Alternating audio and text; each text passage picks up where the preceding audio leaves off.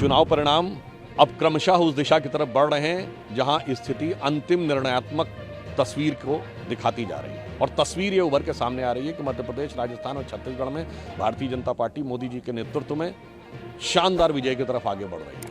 मध्य प्रदेश में हो सकता है कि हम कीर्तिमान या प्रचंड बहुमत बनाने की स्थिति में आ जाएं, तो मैं कह सकता हूं, now this shows that the politics of the country is becoming modified, MODIFIED।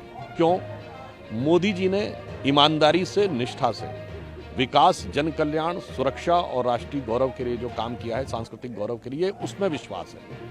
और विपक्षी दलों का, कांग्रेस का नहीं, कि ऐन वक्त पे जब चुनाव आया तो आपने घबराहट में, बौखलाहट में, प्रेशर में ये वादा कर दिया, वो वादा कर दिया, हम ये कर देंगे, वो कर देंगे, कभी जात का कार्ड, कभी तुष्टीकरण का कार्ड, वो सब फेल है। मेरा मानना है अब ये स्पष्ट हो गया है कि इस देश में गारंटी एक ही है, मोदी की गारंटी, और बाकी सब ढपोर शंख है।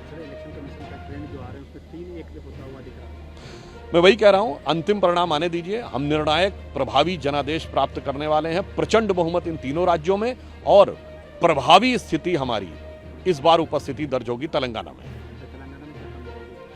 देखिए, हमने अच्छा चुनाव लड़ा है, अंतिम परिणाम आने दीजिए। हमें लगता है कि मत प्रतिशत में हमने कई गुने की बढ़ोतरी की होगी। कभी कभी होता है, हम प्रयास करते हैं लंबी छलांग मारने के लिए, पहली बार में सफलता नहीं मिलती। 1991 में भी आपको याद हो, हमने लोकसभा चुनाव में कहा था सरकार बनाने का दावा, 120 पे रुक गए थे। अगली बार हम 160 पे आए, फिर बहुमत में हमारा गठबंधन आया, मोदी जी के नेतृत्व में स्पष्ट बहुमत है हमारा। तो इसलिए हमने प्रयास किया है और वहां भी हम प्रभावी उपस्थिति दर्ज करने में सफल हुए।